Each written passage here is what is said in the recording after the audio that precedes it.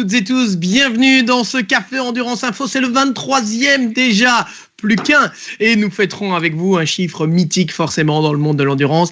24, si tout va bien, ce sera pour la semaine prochaine. On va essayer de garder ce rythme hebdomadaire pour nos Cafés Endurance Info en compagnie de Laurent Mercier. Bien sûr, on est ravis de vous accueillir et de partager avec vous ce traditionnel café. On y tient à notre tasse Endurance Info. N'oubliez pas que c'est votre émission, c'est-à-dire que l'on compte sur vous évidemment. Vous en avez l'habitude maintenant pour mener le débat avec nous, poser vos questions, pour réagir aussi, pour nous donner votre avis. Tout cela nous intéresse. On remercie Franck Orchamps en miniature qui est le premier partenaire de ce café Endurance Info. On a bien besoin de partenaires effectivement si on veut continuer et surtout sur un rythme hebdomadaire, si on veut continuer à vous présenter ces cafés, puisque on a notamment notre ami François Mercier qui est dans les coulisses et on le remercie une fois encore pour toute la partie technique. C'est lui qui est en pit lane, c'est non pas lui qui change les pneus et qui met le carburant, mais c'est presque pareil. Et puis bien sûr, que serais-je sans lui? Vous avez compris que je parle bien évidemment de Laurent Mercier. Bonsoir Laurent. Salut Thomas. Ça va? Comment ça va? C'est à toi qu'il faut demander ça. Ah ça va, hein, ça va. Bon. On a vécu. T'as retrouvé ta voix quand même. Elle est un poil éraillée encore quand même. Je sens que la fatigue est bien là en fin de saison effectivement. On l'entend d'ailleurs un peu. Et c'est vrai que le week-end a été chargé puisque nous étions la semaine dernière, non pas directement sur place, mais par la magie de la technologie actuelle. Nous étions sur le circuit Paul Ricard, évidemment, pour la finale du GT World Challenge Europe version Endurance Cup. On vous a aussi commenté la GT4 European Series et même le championnat de France de Formule 4. Donc, c'était assez animé. Et d'ailleurs, je propose, puisque les premières questions qui tombent parlent de cela, je viens de voir celle de Christophe Calais qui dit « Bravo à AF Corse, quelle superbe victoire !» et disait-il, voilà, bonsoir à tous, bravo à F Corse pour ce fabuleux final. Ferrari en haut, ça fait du bien. C'est vrai, Laurent, qu'on s'est vraiment régalé sur cette finale du GT World Challenge Europe où une fois encore, et on aura peut-être l'occasion d'en reparler pendant cette émission, mais le niveau était incroyable. On a eu une seule neutralisation sur 6 heures de course, c'était avant la mi-course d'ailleurs quand il restait 2h30 et on a pourtant les 4 premiers qui terminent groupés en 14 secondes, c'est-à-dire que pendant 3 heures ils ont tous roulé à fond et on a 14 secondes de différence entre les 4 premiers. C'était du beau sport automobile. 6 heures. Oui, 4 heures après le safety car, mon cher. Ah, pardon. C'est ça que je voulais dire. On peut même pas dire que les écarts ont été faussés par un safety car. C'est dans ce sens-là que je voulais dire. Oui, non, c'est clair. On l'avait dit avant la course, de toute façon, que la manche du Paul Ricard, c'était toujours une course qui était disputée. On avait dit aussi que Bentley était souvent devant, ce qui était vrai dans le passé. On avait dit aussi que Ferrari a souvent tourné autour, mais n'a jamais réussi à transformer l'essai. Là, ça l'a fait. Et on peut dire, tout le monde a suivi la course, mais que c'était plutôt une victoire stratégique. Ouais, victoire qui a été assez impressionnante. On rappelle, si vous n'avez pas suivi avec nous cette course de 1000 km, en fait, ça a été tellement vite ce dimanche qu'on a même dépassé les 1000 km, mais le temps imparti était de 6 heures et on allait au bout. Rappelons que Alessandro Pierguidi et l'équipe AF Corse ont tenté un pari lors du dernier pit stop, Laurent, puisqu'ils ont changé seulement 2 pneus et non pas les 4 pneus, ce qui est tout à fait autorisé par le règlement dans le cadre d'une épreuve de 6 heures. Encore fallait-il oser le faire. Ouais, c'est clair. Donc, sur les courses de 3 heures, tu es obligé de changer tous les pneus, les pneus à chaque relais. Sur une course de 6 heures ou de 24 heures, tu n'es pas obligé. Tu peux garder les mêmes pneus ou tu peux en changer 2. Et du côté d'AF Corse, on a fait le pari de changer les pneus gauche, ceux qui sont le moins, on va dire, soumis à des forces sur le circuit Paul Ricard. Et bien, alors, on a pris parce que ça leur a permis de gagner du temps, ça leur a permis de gagner la course et de gagner le titre. Avec énormément de suspense, hein, évidemment, puisque quand Alessandro Pierguidi est reparti juste devant Mathieu Jaminet, on savait qu'il avait des pneus qui, forcément, en tout cas, 2 pneus qui avaient déjà un relais. On s'est dit ça va être compliqué. Et Alessandro Pierguidi, sur ce coup-là, a été très, très bon en résistant à Mathieu Jaminet. Ferrari face à Porsche, Laurent, c'était peut-être la meilleure publicité que l'on pouvait imaginer pour le championnat, parce que ce sont assurément 2 des marques les plus prestigieuses en GT et c'est la première fois que Ferrari remporte le titre. Ils avaient déjà été en concurrence par le passé, on se souvient avec le Kessel Racing notamment, et c'est la première fois que Porsche se retrouve aussi près du titre également. Ouais, c'est vrai, on est bien placé pour le savoir, pour suivre le championnat depuis pas mal d'années. Porsche a mis du temps avant de mettre des efforts, avant de mettre des pilotes, avant de mettre des teams pour jouer la victoire en en GT World Challenge Europe. Et avec la fin du programme LMP1, évidemment, on a placé plus de pilotes. On a aussi redirigé un peu les moyens vers le programme GT3. On a quand même plusieurs équipages officiels qui ont joué devant sur toute la saison. Et c'est sûr que ces 2 dernières années, avec la nouvelle 900 GT3R, Porsche est devant. Porsche gagne. Porsche n'a pas gagné le titre, évidemment. Porsche est passé tout près. Tout près aussi de la victoire, évidemment. Au Total 24 heures de Spa, ça l'a fait, mais notamment au 24 heures du Nürburgring. Et on espère juste que tout ce beau petit monde va se retrouver en 2021 avec aussi les autres constructeurs qui auront forcément une revanche à prendre. Oui, alors il y a des rumeurs qui ont couru dans la presse, Laurent, et notamment aujourd'hui, puisqu'on a vu sur un site belge bien connu que Bentley et Porsche arrêteraient le programme en GT. C'est ce qui était écrit en tout cas. Est-ce que c'est une vraie menace ? Moi, de mon côté, j'ai pas les mêmes infos. Maintenant, je veux dire, je suis pas persuadé que les journalistes et tous les tenants et les aboutissants de ce qui va se passer, la situation est compliquée, la situation est difficile. Je pense juste que du côté de chez Porsche, il y a beaucoup de pilotes, qu'il y a des pilotes qui sont en fin de contrat. Je pense aussi que ceux qui sont en fin de contrat seront pas forcément renouvelés. Et puis, les autres, il va bien falloir les occuper. Et du côté de Bentley, écoute, moi, personnellement, j'ai pas vraiment ces infos-là. On a vu déjà qu'il y a eu un changement en début d'année avec Bentley, avec M-Sport qui s'est reconcentré sur l'Intercontinental GT Challenge et qui a laissé ses clients qui sont K-Pax, Team Parker, ECMR et Team Lazarus en GT Open, mais les 3 premiers teams en GT World Challenge. Et moi, j'ai pas les mêmes infos. Maintenant, tu sais comme moi que ça change un petit peu du jour au lendemain, mais je suis un poil plus optimiste. Je suis un peu plus pessimiste sur l'avenir sur le plus long terme, mais ça, c'est un autre sujet. Oui, effectivement. Donc, on peut croiser les doigts, on peut espérer une saison, puisque finalement, c'est un peu toujours comme ça. Quand on termine une année, on pense déjà à la suivante. Est-ce qu'on peut espérer, selon toi, une belle saison 2021, malgré tout, dans le GT World Challenge ? Écoute, quand tu vois la situation actuelle, que tu avais 40 voitures pour une finale au Paul Ricard, alors qu'on est dans un pays en plein confinement, où les gens ont joué le jeu pour venir rouler, où SRO a fait le travail pour organiser la course et tout, j'espère. Maintenant, ce qu'il va falloir prendre en compte aussi l'année prochaine, c'est quid des engagements professionnels, des voitures en pro.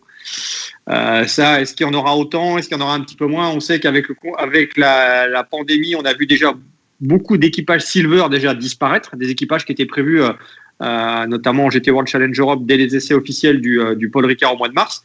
Et avec la situation, on a vu pas mal d'équipages Silver disparaître et on va voir ce que ça va donner, sachant que les gentlemen vont peut-être aussi s'orienter vers le nouveau championnat GT Rebellion Series.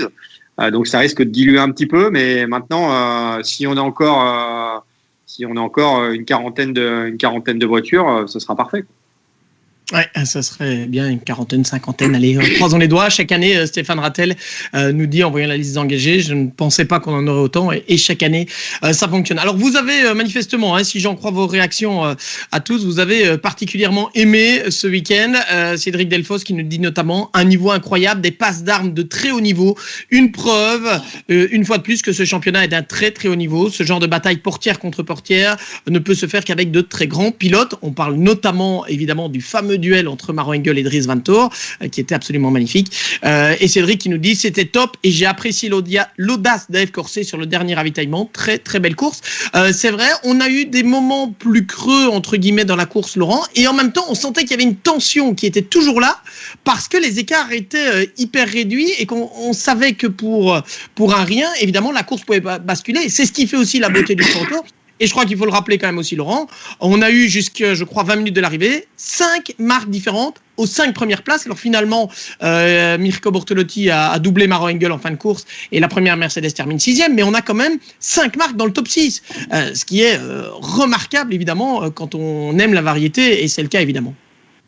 C'est remarquable et ça tu le sais comme moi, tu as vu le nombre d'équipages qui étaient encore en lice pour le titre avant la course du Paul Ricard. Les écarts étaient quand même tellement serrés, aussi bien pour plus pour le championnat endurance que le championnat GT World Challenge global.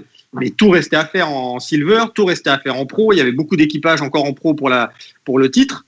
Et forcément, sur une course de 6 heures avec un nombre de points quand même qui est plus important, avec 33 points en vainqueur plus le point de la pole, ça fait 34 points. Forcément, tu as beaucoup d'équipages qui se sont dit si on peut être titré, on va tout faire. Et sachant en plus que beaucoup d'équipes ont dû recomposer leurs équipages de par la concurrence avec les 12 heures de Sebring et la finale du championnat du monde d'endurance à Bahreïn. Donc, tu as vu comme moi qu'il y avait quand même pas mal d'équipages qui étaient c'est un peu des mariages recomposés un peu. Ouais, ce qui était sympa, hein, qui a amené un peu de variété aussi quelque part. Alors on a John qui nous dit dommage que les limites de la piste étaient encore ridicules. Bon, c'est un problème qu'on a déjà eu de manière très très régulière, enfin une discussion qu'on a eu de manière très régulière, Laurent. J'ai tendance à dire que pendant la course, à partir du moment où on avait dit que la courbe de signe, c'était OK tant qu'il revenait devant les floppies, je trouvais que c'était relativement correct. Par contre, il y a quelque chose qui personnellement est toujours assez énervant quand on a le départ au Paul Ricard, c'est ceux qui coupent allègrement au moment du départ dans le premier virage, qui peuvent aller gagner plusieurs positions et c'est parfois difficile de repérer. Ça, par contre, je trouve ça beaucoup plus frustrant encore que des limites de la piste pendant la course. Ouais, je suis d'accord avec toi. C'est vrai qu'à Signe, on a vu même de nuit, hein, tu sais, quand il n'y avait plus les floppies, quand les floppies étaient partis, je pense que dans l'ensemble, les pilotes ont quand même bien joué le jeu et bien respecté, alors que ça aurait été facile de sortir un peu plus large. Par contre, je suis assez d'accord avec toi qu'au premier virage et tout au départ, bon, c'est un peu, on va pas dire que c'est un peu tout et n'importe quoi. Et en même temps, là, il y a pas la direction de course, n'a pas grand-chose à faire. Je veux dire, tu as tellement de voitures qui sortent de tous les côtés qu'il faut arriver à savoir qui est sorti pour éviter, qui est sorti entre guillemets un peu volontairement, qui a gagné des places, qui a rendu des places. C'est pas quelque chose de simple. Et ça, c'est l'éternel débat des limites de la piste. Oui, surtout sur des circuits comme celui-là, évidemment. On a Laurent Maillet qui nous dit vraiment top le GT World Challenge au Castellet, superbe course. Les commentaires m'ont fait presque oublier le huis clos. Je ne pensais pas que SRO vous laisserait durant 4 tours sur la piste. Je ne sais pas pourquoi 4 tours, mais... C'est pas les 4 tours de la bagarre entre Maro et Driss? Ah, peut-être, oui, parce qu'on a eu une bagarre de 4 tours. Et on a Seb Choum qui était commissaire de piste là-bas et qui nous dit qu'il a suivi la course aussi avec les commentaires et que ça pouvait l'aider au niveau, de connaître le classement pour le drapeau bleu. Merci à Seb en tout cas. Et on en profite pour remercier tous les commissaires de piste parce que en période de confinement en France, on sait évidemment à quel point c'était difficile de mettre sur pied cet événement. Je crois qu'on peut le dire de manière générale, pas seulement pour le Paul Ricard, Laurent, mais cette fin de course, aller au bout de cette saison, et on sait qu'on a encore le championnat de France FFSA GT, évidemment, de nouveau au Paul Ricard, d'ailleurs à la fin de cette semaine, où nous serons sur place. Aller au bout de cette saison, c'est compliqué, et pourtant, les promoteurs ont vraiment, se sont bien battus. On a eu des mesures qui, de nouveau, étaient assez intenses ce week-end, et qui le seront encore le week-end prochain, d'ailleurs. Je pense que c'est le cas de tous les promoteurs, hein, aussi bien aux États-Unis qu'en Europe, qu'en championnat du monde d'endurance. Je pense que tout le monde a joué le jeu pour que la saison ait lieu. Et je pense que c'était d'autant plus compliqué ce week-end pour Bahreïn avec le championnat du monde d'endurance, qui est quand même un long déplacement. C'est quand même beaucoup de tracasseries administratives. Et je pense que c'est la même chose en GT World Challenge avec les SRO, où il faut que tu organises une finale, un championnat dans un pays où tu peux pas sortir à plus d'1 kilomètre et tu vois, il faut que on est bien placé pour le savoir avec un test à fournir, avec une attestation de déplacement, pourquoi on va là-bas, comment on y va, quand est-ce qu'on y va, quand est-ce qu'on revient. Tu vois, c'est quand même beaucoup de tracasseries et là je te rejoins, c'est le fait aussi pour les commissaires, hein, ces commissaires sont bénévoles. Et arriver à trouver des commissaires par les temps qui courent pour qu'ils puissent se déplacer, pour qu'ils puissent faire leur travail, parce que c'est un vrai travail, même si c'est du bénévolat. Franchement, chapeau à eux. Oui, merci. Comme ça, c'était important de le signaler. Merci, Laurent. Alors, on a Yves Clausen qui nous dit « Moi, je retiens aussi la Bentley en âme et le titre de Tribodini chapeau. Il n'y avait pas énormément de voitures en âme, mais c'est important qu'on ait des âmes. Stéphane Tribodini qui faisait le passage, il avait déjà roulé avec une Audi en ADAC GT Masters, donc en Allemagne par le passé, mais qui faisait le passage au GT3. Là, on voit aussi à quel point, évidemment, ce championnat est hyper compétitif. Et c'est bien, ça veut dire que des pilotes comme Stéphane Tribodini, comme d'autres, viennent chercher la concurrence et peuvent progresser aussi dans le championnat. On a eu une belle évolution de pas mal de pilotes qui débutaient en GT World Challenge Europe et qu'on a vu progresser tout au long de l'année. Oui, exactement. Et même si t'as pas beaucoup de voitures, t'avais pas beaucoup de voitures en âme au total 24 heures de Spa, là, on n'en avait pas beaucoup au Paul Ricard, mais d'une, il faut faire sa course. De deux, il faut voir l'arrivée. De trois, il faut essayer de performer quand même. Donc, je veux dire, pour des pilotes qui viennent du GT4 ou comme Nicolas Misselin qui vient de la Porsche Carrera Cup France, ou comme tu vois Christophe Hamon qui revient en GT3 après la dernière fois, je crois dans l'Audi, c'était 2012. Forcément, faut quand même arriver à sortir son épingle du jeu et rouler en GT World Challenge. Tu vois, je pense que ça, c'est pas pour nous l'année prochaine. Hein. On va commencer plus petit bras quand même. Hein. On le fera en version tout de suite dans le grand bain du GT3. Hein. On le fera en version virtuelle. D'ailleurs, mon cher Laurent, il faudra qu'on refasse un jour un café endurance info avec les fans de Sim Racing et leur demander comment ils vivent la différence entre réel et virtuel. Allez. Moi, je te laisserai faire. Moi, je suis juste bon sur Zwift. Allez, Olivier Gaspard, je plaisantais, mon cher Laurent. Olivier Gaspard qui dit GPX, ça fait une saison exemplaire pour une écurie débutante. Bon, ils avaient déjà roulé l'an dernier en Silver, mais c'est vrai que c'était la première année où ils avaient vraiment une voiture de pointe. Jean-Luc Brémond qui nous dit AF Corse a eu un très bon week-end, champion du monde en GTE AM. Dans le championnat du monde d'endurance, évidemment, dans le Wake, plus le Castellet, bravo à eux. Quentin Morin qui nous dit bilan décevant pour la Mercedes Evo en 2020. Belle performance, mais pas les résultats attendus. Quel est ton avis, Laurent, sur la question? Est-ce qu'on peut être déçu du côté de Mercedes? Je pense quand même qu'on peut être déçu. Maintenant, c'était pas forcément la voiture. Tu vas me dire, la Ferrari, c'est un peu la même chose. C'était pas la voiture la plus représentée aussi dans le championnat, si tu compares au Lamborghini ou notamment aux Audi. Ou même au Porsche, mais ouais, c'est un peu, tu vois, je sais pas, la Mercedes, on a vu encore avec la lame avant, avec la 88 de Raffaele Marciello, c'est un peu compliqué. Sur les vibreurs, ça a tendance un peu à tordre du châssis. Je sais pas, la voiture, est-ce que c'est un peu, ça me semble un poil plus fragile que d'autres voitures. Quand tu prends un floppy, tu as vu la lame avant qui s'en va, tu as des voitures qui semblent quand même résister un petit peu mieux que d'autres. Ouais, ils étaient en tête à Spa avant qu'il y ait ce bol, je pense, le bol du disque de frein qui s'est cassé et qui du coup a fait qu'ils ont perdu une roue. En performance, c'est vrai qu'ils étaient là, je suis assez d'accord. Au niveau résultat, on n'a peut-être pas eu les résultats espérés. Rappelons quand même que Maro Engel et Lucas Stolz ont joué le titre jusqu'au bout dans la Sprint Cup alors qu'ils avaient manqué un rendez-vous à Zandvoort pour cause de concurrence de date avec le Nürburgring. Donc il y a différents éléments comme quoi, et en particulier dans ce championnat, Laurent, on peut vite passer d'un côté à l'autre. Ça peut très très vite balancer d'avoir une très très belle saison ou une moins bonne saison. On l'a vu aussi par exemple avec WRT cette année. Quand tu vois comment le championnat déjà c'est pas toi que je vais l'apprendre, hein, comment c'est compétitif, comment c'est disputé, comment il faut, pour parler poliment, se sortir les doigts du derrière pour arriver à être devant. Je veux dire, tu as vu le nombre de voitures, le nombre de marques qui sont dans la même seconde, qui sont même dans 5 dixièmes. Quand tu as 20 voitures, dire tu peux être à 4 dixièmes, tu peux dire ouais c'est super, et tu regardes la feuille de temps, tu es 21e. Donc forcément, il faut aussi prendre des risques, il faut être audacieux, ce qu'a fait AF Corse. On ne peut pas leur reprocher le contraire. Maintenant, moi je retiens quand même que c'était pas une saison qui était gagnée d'avance quand on voit la complexité pour organiser des courses d'endurance. Mais franchement, je trouve que ça a été ça a été bien maintenu par tout le monde. Et il faut saluer aussi les concurrents aussi qui ont joué le jeu. Oui, parce que dans l'ensemble, on a effectivement eu des équipes et des pilotes qui sont bel et bien présents. Ce sera le cas d'ailleurs pour le championnat de France FFSA GT aussi la semaine prochaine. On aura plus de 30 voitures de la catégorie GT4. On a Christophe Carrière, qui est l'un des pilotes, qui nous dit le premier droit du Castellet en version 3 km 800 va être chaud aussi. Ça risque d'être sympa, effectivement.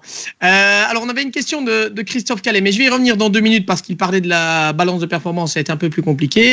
On a Cédric Delfos qui souligne également les top performances et notamment celle de Côme-les-Doggars qui, après sa pole position en GTE au 24 heures du Mans, a vraiment été remarquable ce week-end. Je pense que là, on est tous d'accord. Pour un pilote qui avait si peu roulé cette année, qui est revenu, il avait la pression quand même parce qu'il est chez AF Corse, il devait épauler Alessandro Pierguidi. Et je trouve effectivement Côme-les-Doggars a été parmi les coups de cœur de ce week-end vraiment.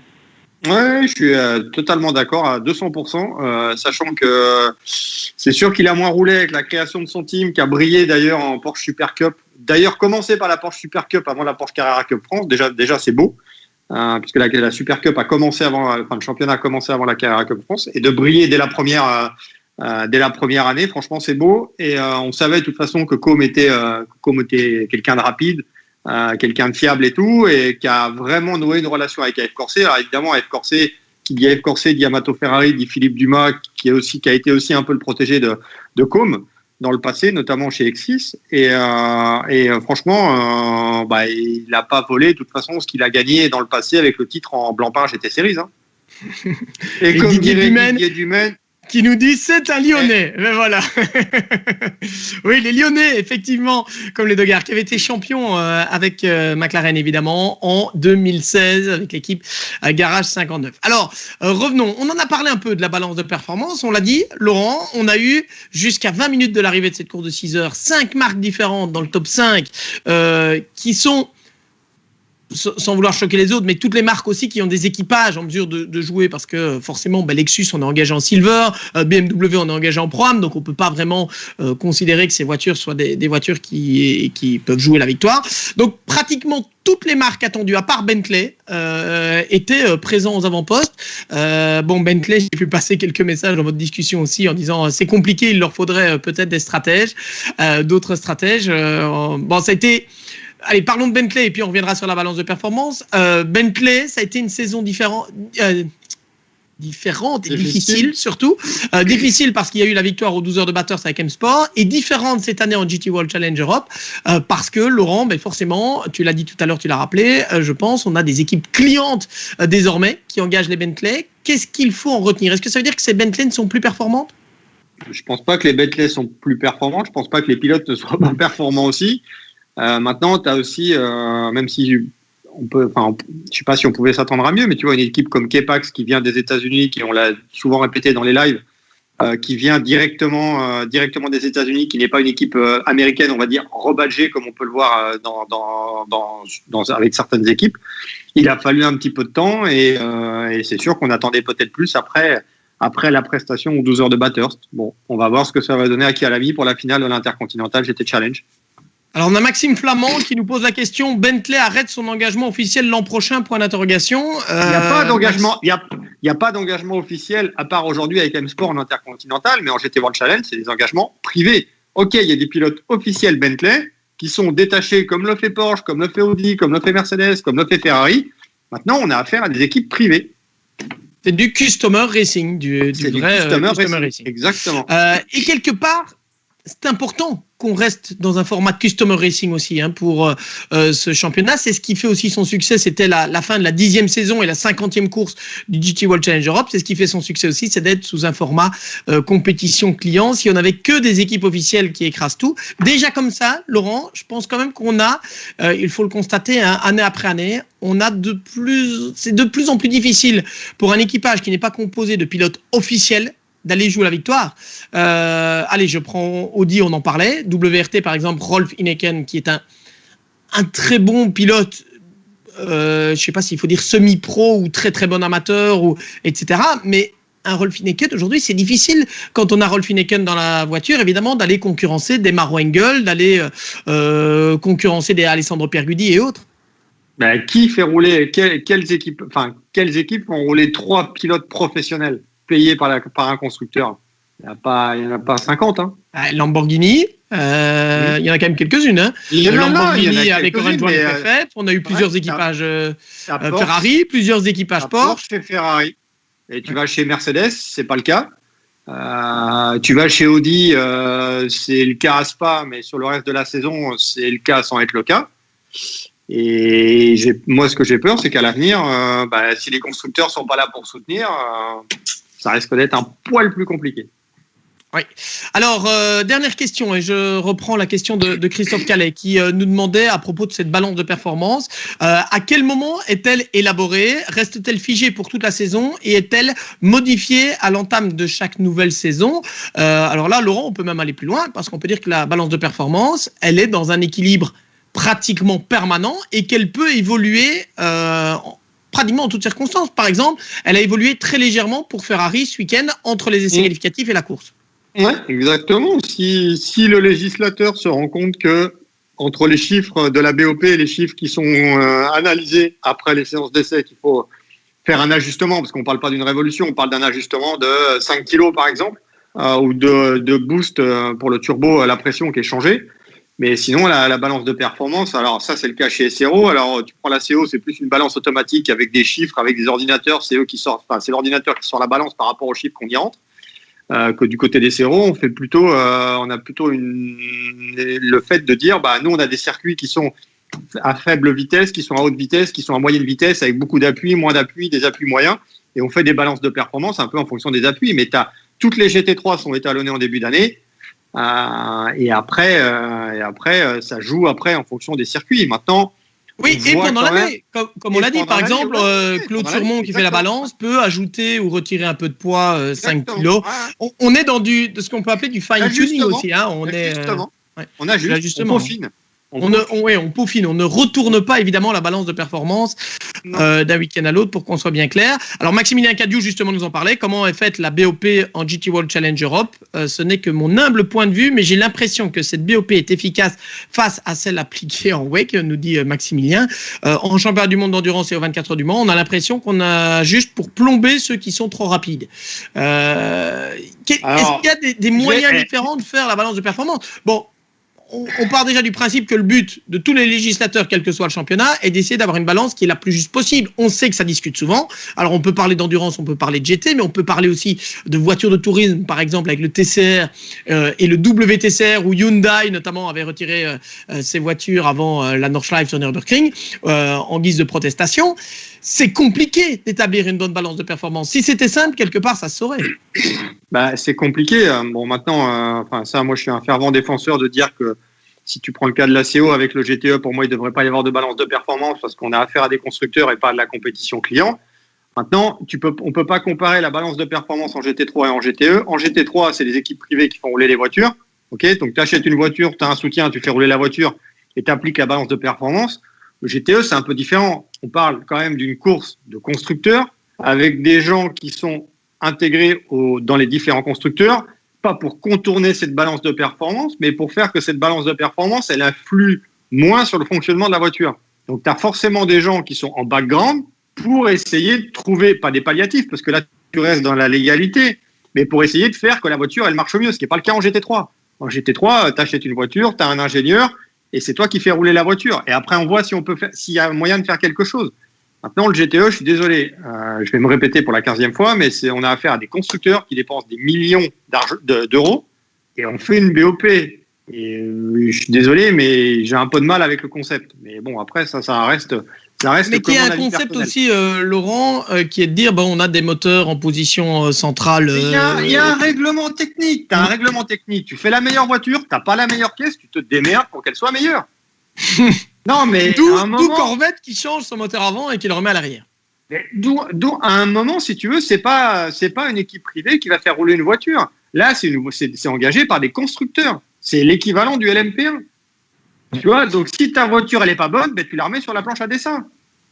Ouais. Alors, ok, ça va coûter de l'argent.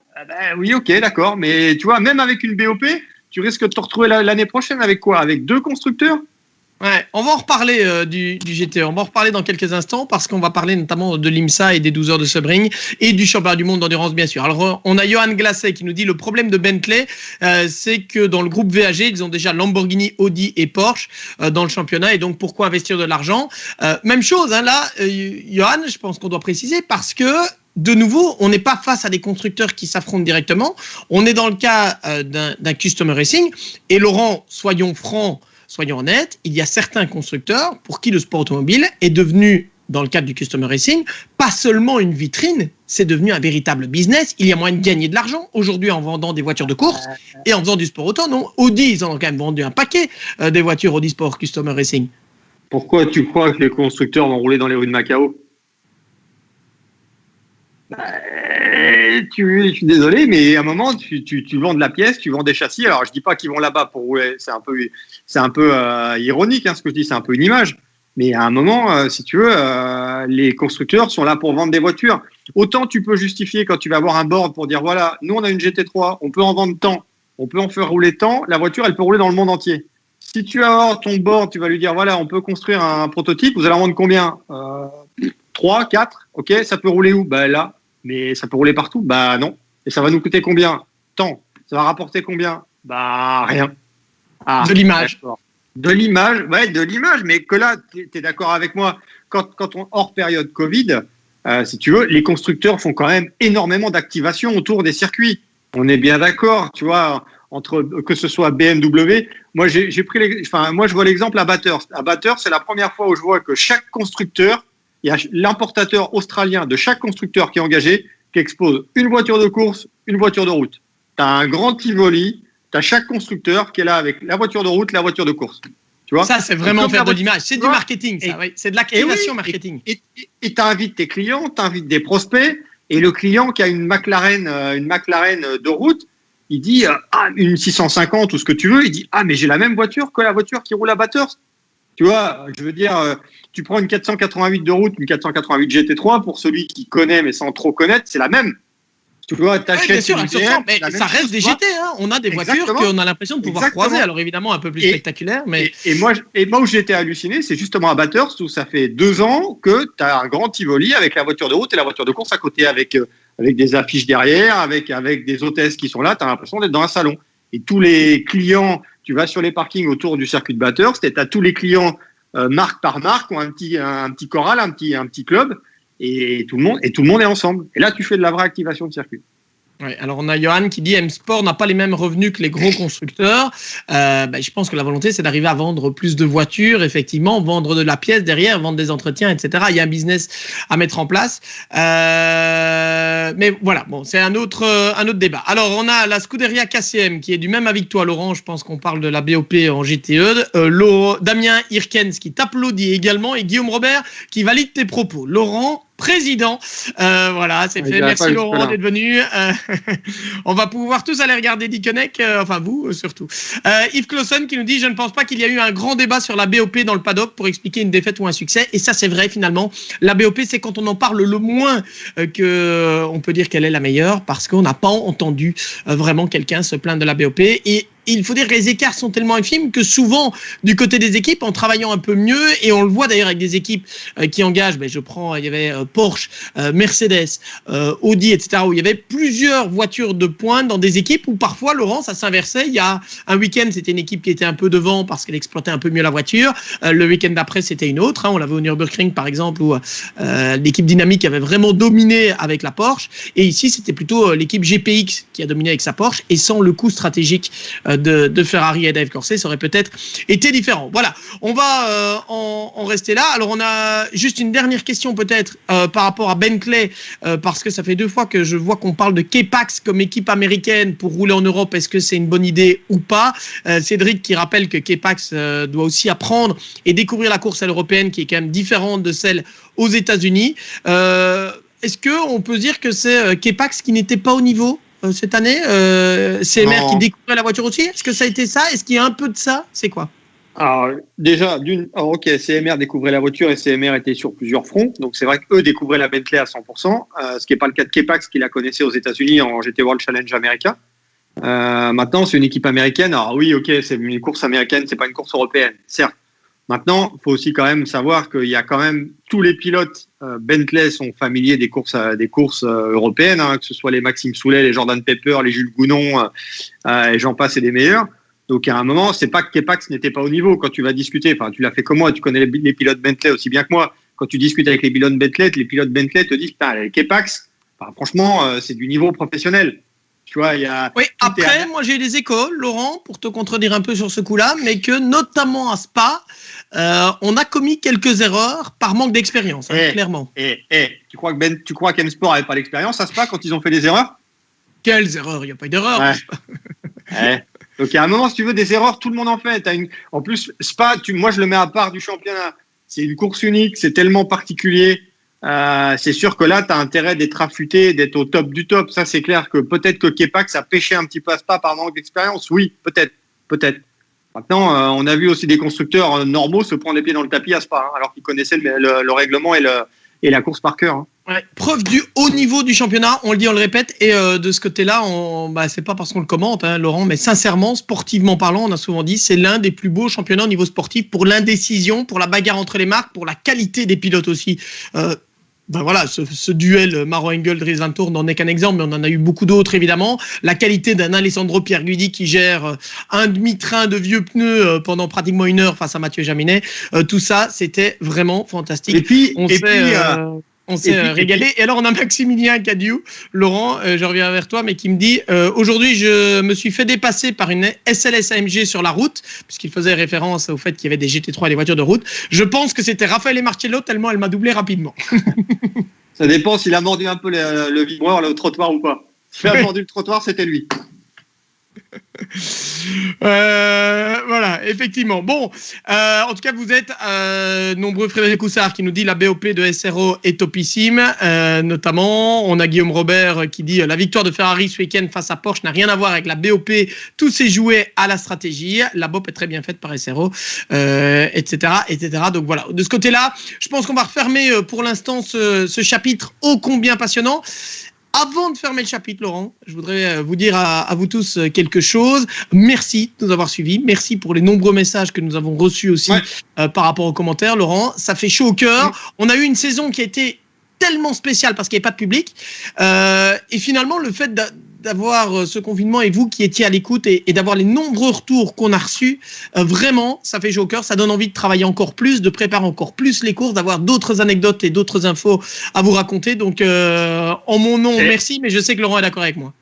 Ouais, et Thomas, j'ai jamais eu autant de demandes d'amis Facebook de Belges qui étaient amis avec toi. Donc, merci.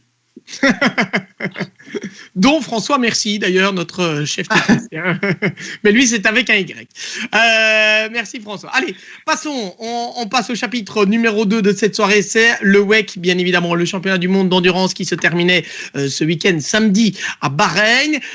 Laurent, et qui a marqué, bon, il y avait moins de voitures, c'était une dernière course un peu particulière, qui a marqué la fin d'une période, évidemment, pour le championnat du monde d'endurance. Depuis sa création en 2012, c'est la fin des prototypes LMP1 hybrides.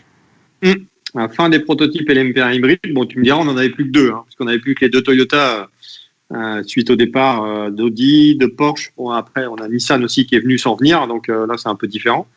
Mais ouais, une page se tourne. Non, ils sont venus. Ils se sont pris les pieds dans le tapis, mais ils sont venus. Ouais, ils sont venus, ils n'ont jamais roulé en hybride.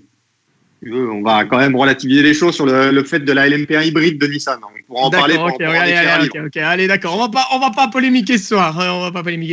Mais reparlons. LMP1 hybride, c'était samedi, ça a été la plus belle période, notamment au niveau de la complexité des voitures, de l'intérêt technique des voitures. Ça, c'est sûr que niveau complexité, je pense que là-dessus, on était pas mal. Maintenant, ça avait aussi trouvé ses limites. C'était plus possible, ça coûtait trop cher.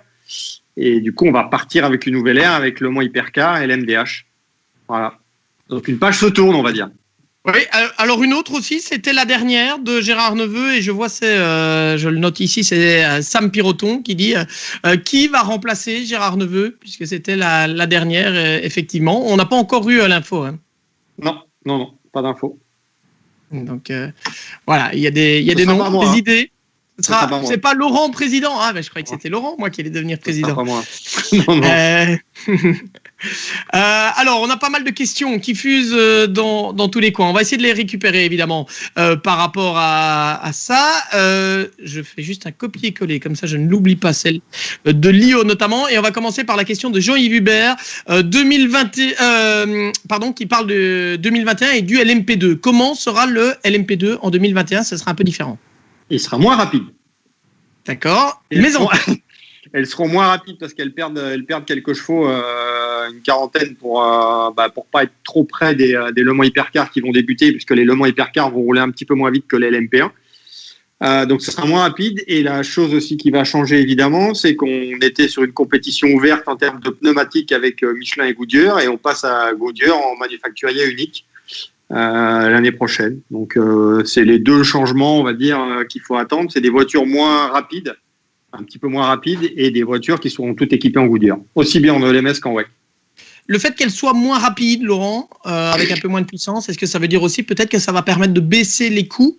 Parce qu'on imagine que les transmissions vont un peu moins souffrir, que le moteur devrait être révisé un peu moins souvent si on tire un peu moins de puissance ou pas ? Et tu crois au Père Noël ou quoi ? Mais à un moment, si tu veux, il faut appeler un chat, réduire les coûts, non. Limiter, contrôler l'augmentation, oui. Mais réduire les coûts, non. Franchement, on nous avait déjà dit que ça devait coûter moins cher parce que le LMP2 allait avec un moteur que tu allais louer et tout. Et au final, tu te rends compte que ça ne coûte pas moins cher. Et là, ça ne coûtera pas moins cher. Parce que déjà, en plus, il y a certaines modifs à faire sur la voiture au niveau de certaines parties. Donc, à mon avis... pour avoir discuté avec pas mal d'équipes, quand tu fais le budget 2020, j'ai pu voir, d'ailleurs ce sera dans l'enquête sur les budgets, quand tu vois le budget 2020 et le budget 2021 prévisionnel, je ne sais pas où ça coûtera moins cher. Ça coûtera peut-être moins cher en WEC parce que tu as moins de courses, évidemment, Mais par rapport à la voiture en elle-même, je suis pas persuadé que ça coûte moins cher. Parce que tout le monde va vouloir, évidemment. Je veux dire, le coût de la vie augmente. Donc, comment tu veux que dans une situation comme ça, quand le coût de la vie augmente, qu'on va diminuer, on va pas diminuer. C'est pas parce que Gibson est le motoriste unique que les coûts ont diminué. À un moment, faut être un peu. On peut se dire qu'il y aura peut-être moins d'entretien, non ? Non, d'accord. Je crois encore au Père Noël. Franck Aradas. Franchement, je pense. Franck Aradas qui nous pose une très très bonne question finalement. Il y avait Franck, mais il y en a une autre. Je reviendrai sur Franck après parce que ça concerne l'IMSA. C'est Maxime Flamand qui nous pose cette question. Pourquoi ne pas avoir fait du LMP2 le nouveau LMP1, la catégorie reine du WEC tout simplement ? Et on a eu Johan Glasset qui posait la même question en quelque sorte en disant pourquoi ne pas mêler les LMP2 à la lutte pour la victoire ? Pourquoi ne pas autoriser finalement les P2 à se battre face au P1, au LMDH ou au LMH ? Parce que déjà, le LMDH, tu vas pouvoir communiquer sur le fait que tu as un système hybride. Et le LMP2, pour l'instant, tu n'as pas de système hybride. Tu as un LMP2, et en plus, LMP2, moi je veux bien, mais LMP2, on a déjà une catégorie qui est monotype. Tu vois, tu ne peux pas rentrer avec un constructeur. Autant en LMDH, tu peux faire rentrer un constructeur que tu veux, sur un prototype qui est basé sur une LMP2, certes, ou alors tu peux prendre la voie qu'a pris Peugeot, qu'a pris Glickenhaus pour faire du Le Mans Hypercar. Et maintenant, du LMP2, moi je veux bien, mais il faudrait au moins qu'on ait tous les constructeurs qui soient sur la grille de départ. Oui, alors, il faut bien préciser une chose, Laurent. Clairement, dans le championnat du monde d'endurance, et contrairement finalement à ce qu'on vient de dire avec le GT World Challenge Europe, où on a dit c'est de la compétition client, c'est du customer racing, ici, dans le championnat du monde d'endurance, l'objectif quand même, c'est clairement d'attirer des constructeurs et d'avoir une lutte entre des constructeurs. Ça reste le but d'un championnat qui se veut être le top du top en termes d'endurance. Ah oui, le top du top en termes d'endurance, et c'est pour beaucoup, c'est une alternative. Ça a toujours été comparé à une alternative à la F1. Je veux dire, quand Ferrari s'est plaint de la Formule 1, Ferrari a pas dit je vais aller faire de la Formule I. Non, Ferrari a dit je vais aller faire du WEC. Je vais réfléchir pour faire du WEC. Je veux dire, moi, j'ai jamais entendu depuis 6 mois autant de constructeurs qui sont intéressés par le LMDH. Maintenant, pour l'instant, personne n'a appuyé sur le bouton vert, mais ça, c'est pas la faute du législateur, c'est plus la situation actuelle qui fait que. Mais maintenant, si tous ceux qu'on dit qui faisaient plus que regarder pour le LMDH, dans l'attente aussi de voir ce qui va se passer avec l'hydrogène, qui sera la deuxième étape, on devrait avoir un renouveau de l'endurance qui devrait être magnifique. Maintenant, il faut que les gens appuient sur le bouton, que les constructeurs appuient sur le bouton, et qu'il y ait des perspectives, si tu veux, plutôt positives par rapport à l'économie, ce qui n'a rien à voir avec le sport. Mais si tout le monde y va, je peux te garantir que là, ça va être pas mal. Ça va être pas mal, on peut croiser les doigts. On a Alan Keillé qui nous indique, avec le ralentissement de l'MP2 et l'inconnu de la nouvelle Toyota, même si évidemment ils ont démontré leur savoir-faire et la performance, les messages passent trop vite. Voilà, je remonte. Alpine pourrait avoir un très beau coup à jouer en 2021. Laurent, c'est une impression aussi, notamment au Mans, où Alpine, qui reprend, on le rappelle, la même combinaison que Rebellion, c'est-à-dire un châssis Oreca, moteur Gibson, mais un peu plus puissant que la LMP2. On imagine que du côté de l'équipe signature, on va peut-être pouvoir essayer de développer, puisque le LMP1 l'autorise, redévelopper quelques petits aspects, peaufiner des détails. Est-ce que Alpine pourrait gagner les 24 heures du Mans l'an prochain ? Pourquoi tu crois qu'ils viennent l'année prochaine ? C'est qu'il y a une target, hein. Je dis pas qu'ils vont gagner, mais il y a une target, c'est sûr. Maintenant, je pense qu'il y a beaucoup à faire parce que le package est éprouvé, parce que Signatech est une équipe qui connaît la course comme de A à Z, et que si tu mets les bons pilotes et que tu fais ce qu'il faut, oui, ça peut faire quelque chose de bien. Maintenant, attention, il faut quand même relativiser, parce que ce qu'il va falloir voir, c'est où va se situer l'Alpine en termes de perfo par rapport à la BOP, par rapport au prototype de nouvelle génération. Il y a ça aussi quand même. Il y aura une BOP aussi, hein. Ouais. Enfin, une équivalence, le OT, on dit en France. Pas vrai. Ouais, enfin là, c'est pas forcément une équivalence de technologie, mais tu auras forcément une balance de performance pour la dernière année de la LMP1. Alors, on a Alexandre Chassa qui nous demande est-ce que la diminution des performances en LMP2 va permettre à Ligier de revenir sur le devant de la scène grâce à ce réajustement de puissance ? A priori, la différence de puissance ne va pas changer le châssis, évidemment. Les équipes ont investi dans des Oreca 07. Qui va acheter une Ligier maintenant alors que tu vas avoir dans 2 ans une nouvelle LMP2 ? Personne.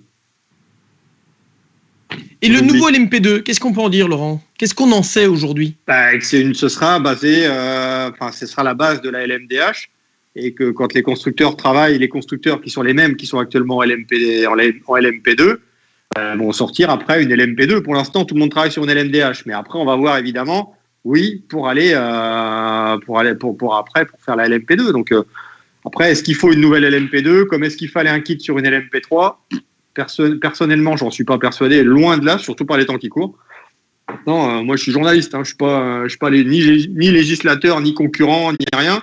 Et moi je trouve que c'est pas logique comme de sortir des kits sur des GT3, comme de sortir des kits sur des GT4 par les temps qui courent pour un truc pour rendre une voiture pas plus fiable en plus. C'est pas une question, pas pour le plus rapide, pardon.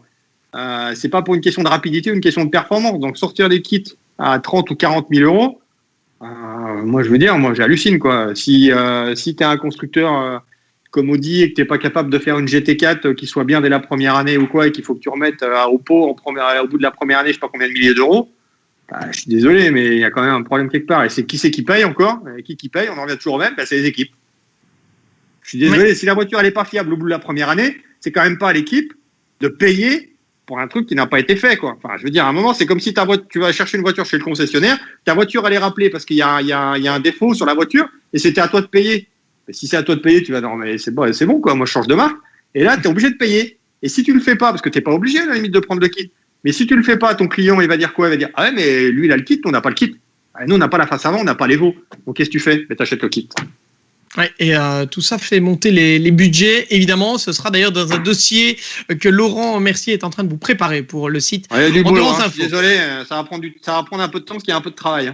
On imagine, mais on lira ça attentivement, Laurent, pendant l'hiver. Franck Aradas qui nous dit 100% constructeur en WEC, c'est une utopie, et pas la bonne solution. Alors 100% constructeur, on précise que c'est la catégorie Rennes, évidemment, quand on dit ça. Le LMDH pourrait peut-être changer la donne, Laurent. Alors vas-y, dis-nous, donne-nous ton avis. Je suis d'accord avec lui. Et moi, ce serait clair, ce serait tes constructeurs. Ok, tu proposes une voiture, mais tu l'engages pas. Comme on fait avec le GT3. Comme on fait avec le GT3. Tu peux à la limite, et j'en ai discuté suffisamment souvent avec Vincent Voss qui lui réfléchit à faire du LMP2 pour après, pourquoi pas aller en LMDH. Et sur là-dessus, je le rejoins à 100%. Les équipes privées achètent une voiture et le construisent comme l'IGTC. Tu fais un IGTC en proto. Et sur les grandes courses, tu peux amener des pilotes, tu peux amener un peu plus de soutien. Et le reste, ça revient aux équipes privées. De toute façon, à un moment, faut regarder ce qu'on a fait dans le passé. À chaque fois qu'il y a eu que des constructeurs, ça s'est cassé la gueule. Tout le temps. Parce que tu fais monter les coûts, parce que c'est toujours plus. Sauf qu'à un moment, ça fait pchit, il y en a un qui part, il y en a deux qui partent, il y en a trois qui partent. Regarde le DTM, regarde Audi s'est barré, Nissan, on l'a dit tout à l'heure, ça va faire un feu de paille, Porsche s'est barré et personne n'est venu. Et là-dessus, je pense qu'il faut aussi féliciter Toyota d'être fidèle depuis 2012. Faut pas l'oublier. Parce que s'il n'y avait pas eu Toyota, il n'y aurait pas eu de WEC. Après, il y a deux autres éléments, Laurent. Il y a tout d'abord le fait, je pense, que les constructeurs, par leur présence, par les moyens qu'ils mettent pour activer au niveau marketing, notamment au niveau des retombées, participent à l'aura d'une course. Clairement, ils louent des VIP, ils montent des structures, ça rapporte de l'argent aux organisateurs. Mais ça le fait. Ils le font en GT3. Ça n'empêche pas de faire de l'activation et du marketing. Du temps des Porsche 956 ou des Porsche 962, tu as combien d'équipes privées qui avaient les mêmes armes? Alors, pas tout le temps, certes, c'est vrai. Mais à la limite, tu pouvais très bien acheter ta Porsche 956 et aller rouler contre, je sais pas qui, même contre une Porsche officielle. Mais si tu n'as que des voitures officielles, pour moi, tu te tires une balle dans le pied. Alors, on a Jean-Luc Vanuf, que l'on salue d'ailleurs, Vanuf, le designer, que vous connaissez certainement, et en tout cas, vous connaissez ses croquis. On est ravis de l'avoir avec nous ce soir également. Salut Jean-Luc, qui nous dit ce sont les constructeurs et leur intérêt pour le DPI qui ont guidé vers le nouveau LMDH. Sans constructeur, pas d'avancée technologique, dit-il, et l'aura du Mans est aussi due au duel des constructeurs. Ouais. Après, on pourrait dire que les 24 heures de Spa, c'est aussi une bagarre entre constructeurs, alors qu'on est plus dans un programme Custom Racing quelque part. Est-ce que les deux sont forcément opposés? Le fait de quoi? Le fait d'avoir des constructeurs et des privés? Non, le fait d'avoir une aide des constructeurs et une bataille entre constructeurs, même si ça se fait via des équipes privées, comme tu le disais avec l'Intercontinental ou avec les 24 heures de Spa. Exactement. Est-ce que ça marche? Ah, Spa, oui, ça c'est sûr. Eh ben alors. Tu vois? Est-ce que ça marche? Oui, ça marche. Et à la limite, tu vois, l'idée de l'Intercontinental GT Challenge, pour moi, ça c'est l'idée parfaite. le fait de vouloir, alors ça marche, ça met un peu de temps évidemment avec la situation, mais le fait de se reposer aussi sur des importateurs comme on a pu le voir à Indianapolis, Bathurst et Calami, c'est un peu plus compliqué parce que tu as moins d'équipes qui font rouler des GT3, quoi qu'en Australie, il y en a quand même pas mal. Pour moi, c'est la solution. Tu as les voitures qui sont sur place, tu envoies quoi? Tu envoies les pilotes et le soutien humain. Je veux dire, tout ce que tu fais que pour les constructeurs, alors déjà, c'est super méga politisé, déjà, d'une, et puis de deux, c'est la course à l'armement. Ouais, le débat est hyper complexe, je trouve, parce que on peut pas dire que c'est ni tout noir ni tout blanc. Et quelque part, je trouve qu'il y a un curseur qui doit être placé quelque part entre les deux et qui clairement n'est pas simple à placer. Et Thomas, oui. Et le problème en plus, c'est que plus tu vas aller vers les nouvelles technologies, plus tu vas aussi augmenter les coûts parce que déjà, plus tu vas tuer les petites équipes parce qu'après, faire rouler une voiture avec un système hybride, si c'est un système commun qui est super méga simple, encore pourquoi pas. Et plus tu vas arriver dans des usines à gaz. D'ailleurs, quelle équipe privée a fait rouler une LMP1 hybride? Qui? Aucune, mais même des LMP1 tout court. Des vrais LMP1, il y avait eu Oreca qui avait aligné à un moment les 908 HDI. T'as quand même eu Pescarolo, t'as Coles qui a fait rouler des Audi diesel. Oui, Pescarolo avec les... mais on parle juste de diesel, on parle pas de voitures hybrides où il faut des gants pour toucher les voitures et pas la toucher n'importe quand. Je veux dire, là, on n'a plus affaire à des petites équipes. Là, il faut quand même autre chose. Ouais. Laurent, je propose que tu notes sur ton petit carnet pour les sujets de l'hiver, parce que sinon on va y passer la soirée, mais de prévoir un débat et un café Endurance Info sur quelle doit être la place des constructeurs dans le sport automobile, parce que je vois des remarques et je pense qu'on doit approfondir le sujet, mais peut-être lors d'un café Endurance Info spécial, parce qu'on a Thibaut Delven par exemple qui dit Porsche et Audi ont tué le LMP1 avec leur budget de 200 millions. Aujourd'hui, Porsche veut gagner Le Mans avec le budget du GTE Pro. Les seuls qui ont toujours été raisonnables, c'est Toyota, et ce sont les seuls à être encore là, nous dit Thibaut. Mais oui, mais Porsche et Audi ont tué. Non, Porsche et Audi, c'était nos limites. Donc, on peut pas dire que... Ouais, ils ont tué, mais ils ont tué parce qu'on les a laissés tuer. Tu vois, à un moment, si on te dit que c'est nos limites, qu'est-ce que tu fais? Si on te dit que tu as 40 personnes qui doivent être dans le stand sur chaque meeting, ben, tu en auras 200 qui seront en Allemagne pas en télétravail, mais qui seront derrière des ordinateurs. Tu vois, comme en Formule 1, tu déplaces le problème.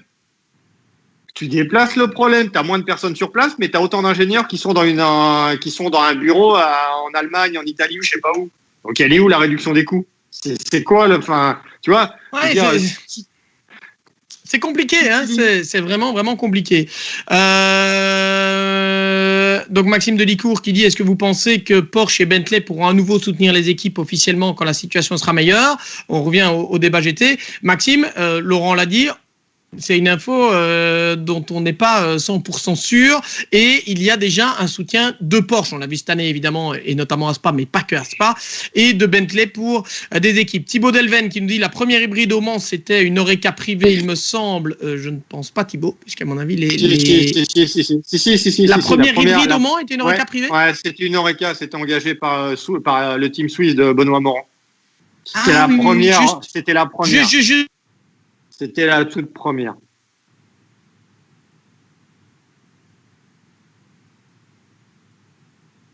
Et c'était la première. Et je pense qu'on a perdu notre ami Thomas, qui est figé.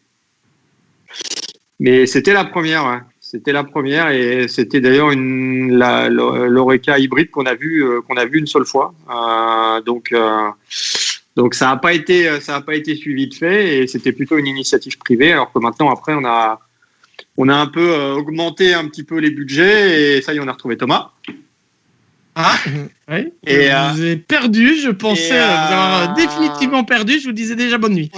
Ouais. Donc c'était une initiative suisse avec le Opel Racing. D'accord. Bravo Thibaut de l'avoir rappelé. J'avoue, j'avais complètement oublié. Guillaume Robert qui dit on parle de marque, de concurrents ou de constructeurs, mais le WEC pour moi n'a plus vraiment d'intérêt.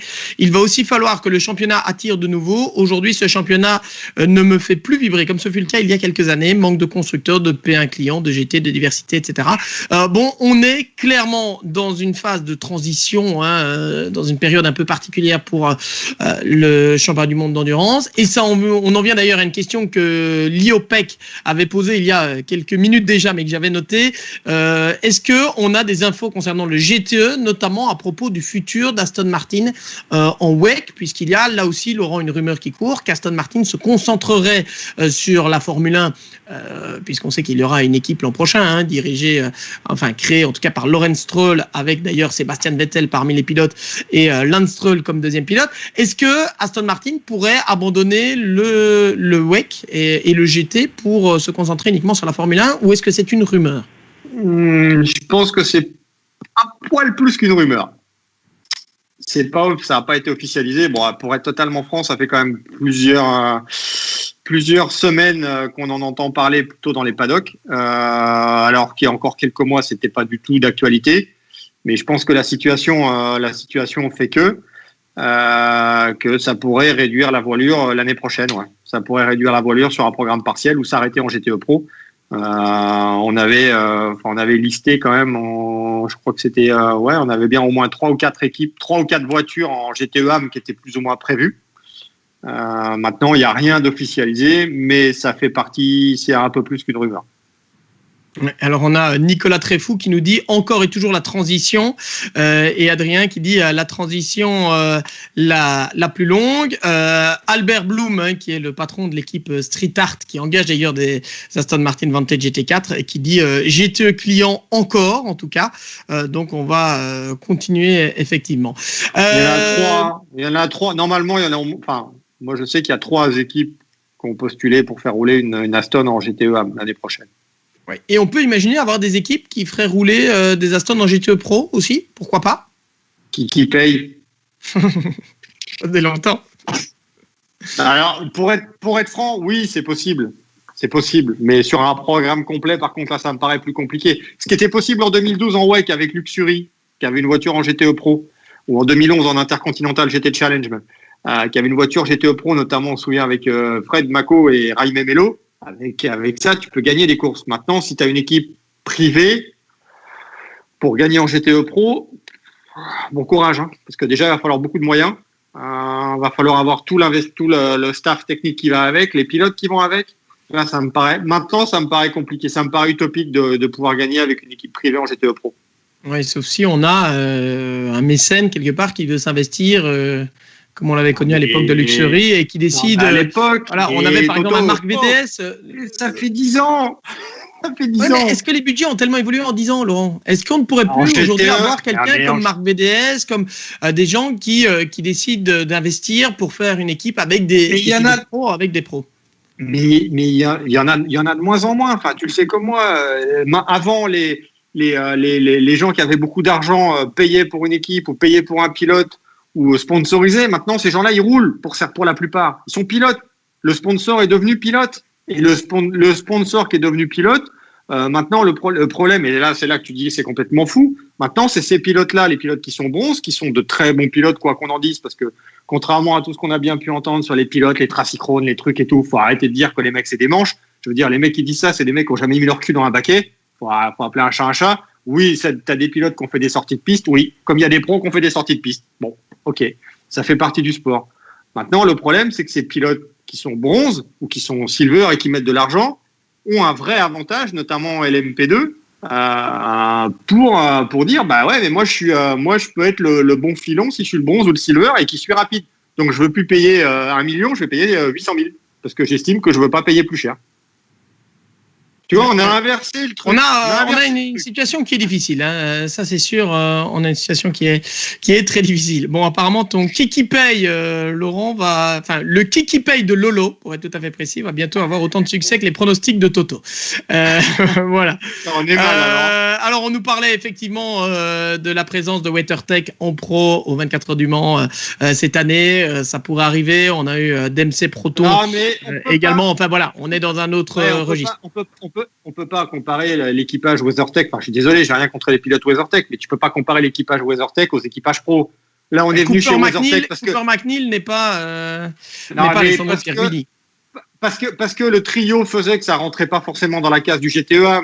Mais quand tu vois ce qu'il y a en face, tu dis bon, à un moment, pour être réaliste, quoi. Tu vois, tu te fais plaisir, tu roules en pro, mais t'as quand même peu de chance, quand même, de rafler la couronne, quand même, non?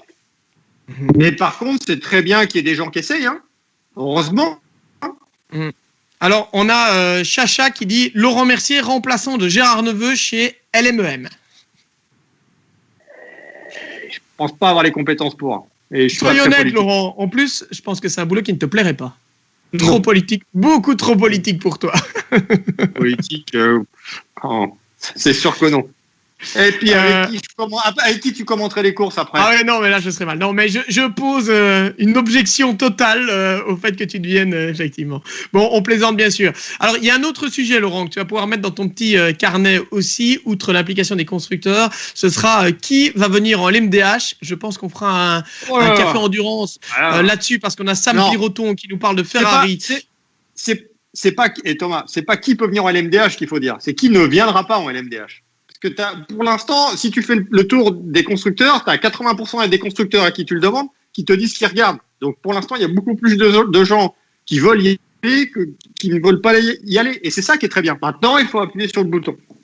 Ouais. Alors on avait prévu de vous parler de l'IMSA, mais ça fait déjà 1 heure qu'on est là et on va essayer de se tenir plus ou moins à ce format 1 heure, parce que sinon c'est trop long, on vous perd. Il y a Diconnect ce soir pour certains d'entre vous, effectivement, et puis voilà, on va vous donner envie de revenir, hein, pourquoi pas nous retrouver la semaine prochaine. On avait encore pas mal de questions, on en gardera d'ailleurs puisqu'on parlait notamment de l'association Penske Acura en IMSA. Est-ce que ça veut dire que Penske va débarquer dans d'autres catégories? Tout ça, on en reparlera, de Ganassi notamment. La rumeur Nick Tandy qui va chez Corvette, vous l'avez lu sur Endurance Info, donc on ne va pas en reparler maintenant. On nous parle de l'IMSA aussi et pourquoi la catégorie MP3 l'an prochain. C'était Nico Jamois qui nous a posé cette question. Je propose qu'on en reparle aussi lors d'une prochaine émission. Alors 2 petits trucs pour terminer. Tout d'abord, Sam Piroton qui a posé la question et Yves Clausson en a parlé aussi. Juste pour rire rapidement, qui seront les pilotes Peugeot dans le programme en championnat du monde d'endurance? Ça, c'est un débat qui, sur Endurance Info notamment et sur les pages Facebook, a bien fonctionné. Et puis, on ira faire un tout petit tour du côté du Japon pour l'anecdote du soir. En attendant, qui seront les pilotes Peugeot? J'en ai aucune idée. C'est pas parce que j'ai fait un truc. Moi, j'ai fait quelque chose sur ce que j'ai entendu, sur ce que je pense. Et je sais pas, je suis pas en lien direct. C'est pas moi qui signe les contrats. Hein. Nous, on a fait une liste, on a écouté les gens. Il y a des pilotes qui nous ont dit non, on discute avec Peugeot. Il y a des pilotes qui nous ont dit on aimerait bien. Évidemment, tout le monde veut rouler. On a un peu fait un tour d'horizon. Maintenant, pour être totalement franc, je pense que dans la liste qui a été publiée, moi perso, je sais qu'il y a je pense qu'il y a des pilotes qui seront pas. Déjà, il y en a qui seront pas dedans parce que la liste était un peu trop longue. Mais après, ça dépend ce que tu veux. Est-ce que tu veux déjà, si tu as 2 voitures, déjà il te faut 6 pilotes. Donc déjà, c'est pas énorme. Déjà, il te faut 6 pilotes. Qu'est-ce que tu veux? Est-ce que tu veux des pilotes d'expérience? Est-ce que tu veux des jeunes? Des Français, des étrangers? Est-ce que tu veux des pilotes qui ont fait de la F1? Parce que ça aussi, ça peut être un critère. Hein, tu vois, avoir des noms et tout pour qu'on parle du programme et tout. Qui avait été le cas un peu d'ailleurs dans le programme il y a une quinzaine d'années, hein, dans le programme précédent avec le 908. Ouais, tout à fait. Tout à fait. Et tu vois, un pilote comme Romain Grosjean, ça fait partie des pilotes évidemment qui sont forcément sur la liste, forcément. Ce qui, moi, à mon avis, parce que je sais que le pauvre Romain, il est quand même suffisamment moqué, et qui pour moi, je pense que ce serait vraiment un bon choix. Et ça, c'est comme mon avis perso. Ouais, là, il y a des débats, certains qui se demandent s'il aurait l'esprit d'équipe ou pas. Et voilà, bon, mais parce que c'est ça aussi, être pilote en endurance, c'est pas seulement aller vite. Et je ne parle pas de Romain en particulier ici, hein, que l'on avait vu à l'époque, notamment en 24 heures d'ailleurs sur une Saline. Non, pas sur une Saline, sur une Mosler. Une Ford GT. Et sur une Mosler aussi, non? Non, mais tu parles de 24 heures de quoi? Oui, 24 heures de Spa avec une Mosler Gravity. J'en étais aux 24 heures du Mans. Et aux 24 heures du Mans avec une Ford GT, oui. Donc on l'a déjà vu par le passé sur des courses de 24 heures. Voilà, en fait, effectivement, il y a des choses. Et alors, Maximilien Cadieu qui dit Laurent, peut-être que tu vas donner des idées de pilotes à Peugeot Sport, des gars auxquels il n'aurait pas pensé. Alors voilà, vous êtes partis. Hein. On a Grosjean, on a Vergne, on a Yves Clausson qui dit il faut voir les intérêts de Peugeot au point de vue du commerce international et du marketing, notamment. Didier Dumont Dumaine qui dit « Moi, je veux bien, mais eux veulent pas. » Salut Didier, on salue. Pilote dans le championnat de France FFSA GT sur une Aston Martin GT4, AGS Events notamment. Alexandre Amet qui dit « Les pilotes vont dépendre des sponsors. » Ça peut toujours arriver si on a un sponsor qui a un pilote, mais en général, quand c'est un programme constructeur, c'est quand même nettement moins le cas. Après, la question de savoir, c'est est-ce qu'il n'y aura que 2 voitures ou est-ce que Peugeot est prêt aussi à filer une voiture, louer, on va dire, une voiture à une équipe, on va dire, semi-officielle, pour faire guise de 3e voiture. Oui, ça pourrait faire partie aussi. Philippe Van Lerenberg qui nous rappelle que Grosjean s'intéresse aussi à l'IndyCar, ce qui a été annoncé effectivement. Alors, est-ce que Claudie Faucon va aller chez Peugeot? Là, va falloir enlever les savates quand même, parce que si tu n'enlèves pas les savates, là, ça va être compliqué. Ouais. Il va falloir arrêter la duvet et arrêter Sarrazin, expérience, vitesse, mise au point. Stéphane, qui a été notamment triple poleman au Mans. Maintenant, il faut reconnaître que le temps avant, c'est que c'était... Si tu veux regarder un Français, à mon avis, il y en a un qui ne peut pas y échapper, c'est Loïc Duval. Ça, c'est comme mon avis perso. Mais... Ouais, Alban est d'ailleurs d'accord avec toi puisqu'il nous indique directement Duval également. Alexandre Fridan dit Grosjean, ça ferait parler, ça c'est sûr, surtout pour se faire vanner sur les réseaux. Bon, voilà. Quand tu vois ce qu'il prend, le pauvre, c'est déprimant. C'est déprimant. C'est déprimant. Quand tu as fait autant d'années en F1, ok, tu as fait des conneries. Et putain, si tu passes autant d'années le cul dans une F1, je pense pas que tu sois foncièrement mauvais. Alors, on a Bruno Cornet qui nous dit il y aura une 3e voiture pour Toto et Lolo. Là, on n'y est pas encore tout de suite non plus. Vincent qui nous dit Loeb, Sébastien Loeb. Bon, là, je pense aussi, et Dieu sait pourtant que je suis un grand fan de sa polyvalence, de sa rapidité, de son intelligence de course, etc. Mais j'imagine mal aujourd'hui Sébastien Loeb s'engager sur un programme en proto. Sébastien Loeb, il a 46 ans malgré tout. Donc, à un moment, je pense que... voilà. Alors, on nous parle on nous parle de Pagenaud, on nous parle d'Ortelli. Mais là aussi, Stéphane... qui a gagné Le Mans il y a 22 ans. J'imagine effectivement qu'on va miser sur des jeunes, comme le dit par exemple Jean-Luc Bremont, qui dit les messages défilent trop vite. Merci pour tous vos commentaires. Ceci dit, c'est vraiment un régal. Yves Clausen qui nous dit trop vieux, il faut miser sur des jeunes. Thomas Laurent, dit-il. Par exemple, c'est sûr que Thomas Laurent doit faire partie des candidats aussi. Non, mais attends, là, il parlait de nous. Ah, c'est...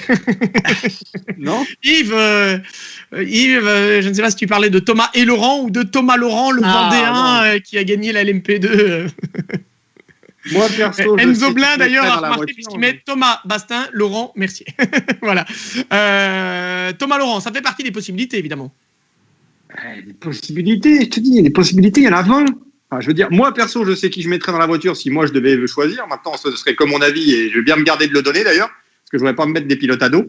Mais il y a certains pilotes, il y a des pilotes, je pense que Peugeot a le choix, de toute façon. Il y a l'embarras du choix. Ouais, Sam Piroton qui nous parle de Norman Nato également. Liopec qui nous parle d'Antonio Félix d'Acosta. J'avoue qu'Antonio Félix Acosta, quand je vois notamment ce qu'il a fait cette année en Formula I, où il est champion avec l'équipe DS, Techeetah évidemment, ça aussi c'est un pilote qui en plus a l'art de motiver une équipe autour de lui, etc. C'est sûr, ça fait partie aussi.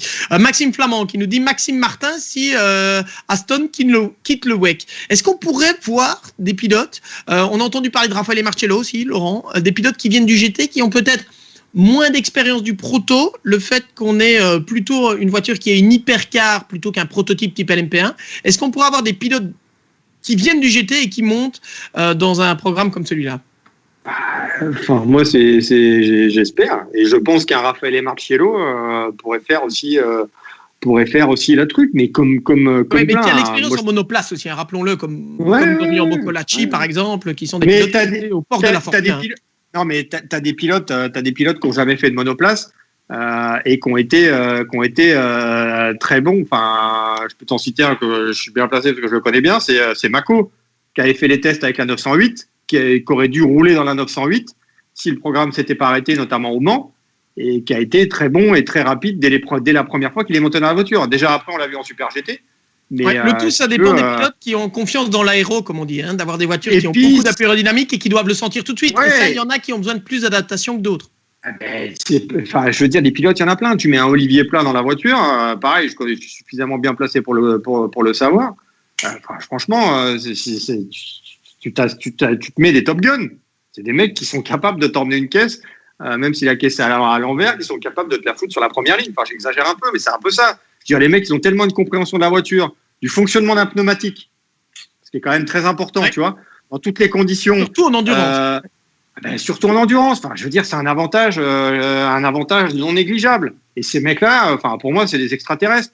Et alors, tout le monde, t'en as plein des pilotes. Tu vois, tu prends un mec qui a l'expérience. Alors, peut-être pour un programme, je sais pas ce que tu peux lui donner, mais un mec comme Romain Dumas, quand tu vois l'expérience qu'il a, il va certainement. Il va peut-être être moins vite qu'un jeune de 20 ans, peut-être parce qu'il sort de la monoplace, qui vient de la F1 ou de la F2 ou quoi.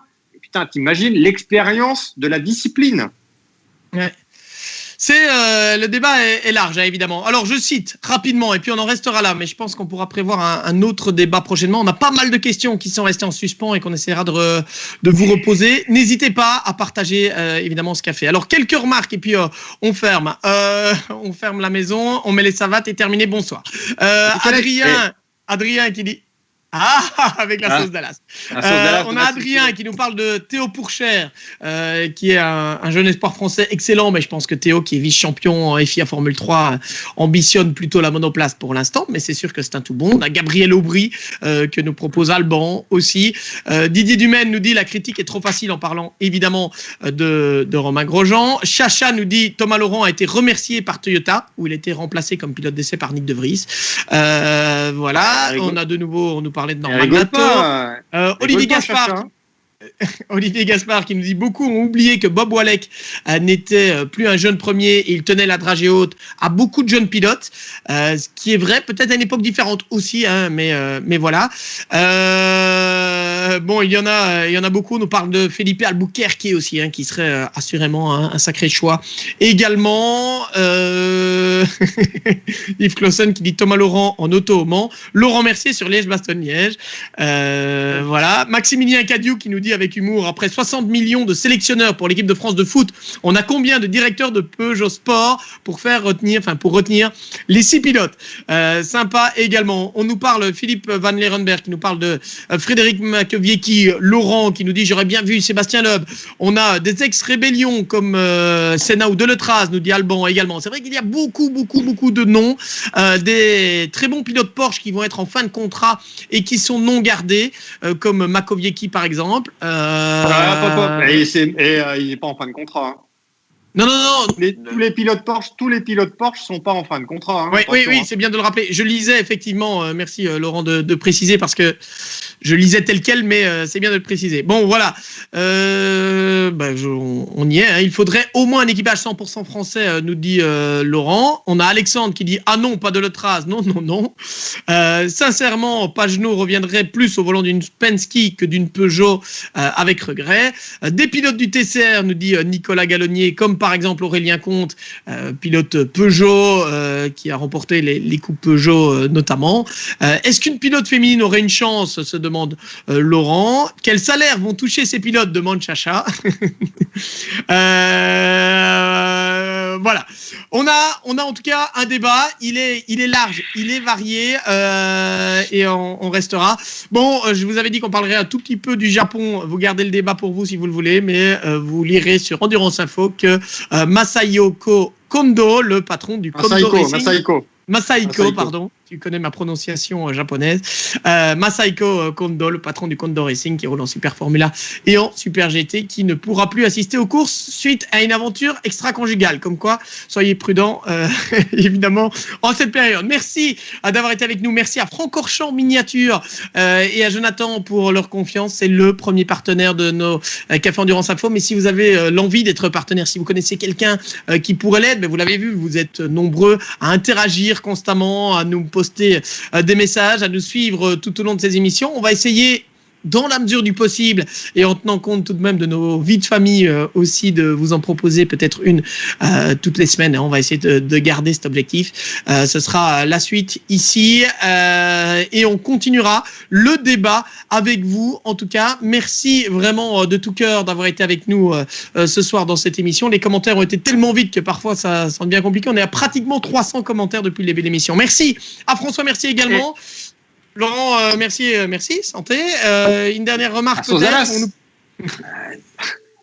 Dernière remarque, non, la semaine prochaine, on va arriver aussi à reprendre aussi le rythme aussi pour avoir des invités aussi, pour faire une émission complète avec quelqu'un, pour raconter des histoires humaines et tout. Et on a déjà quelques noms en tête.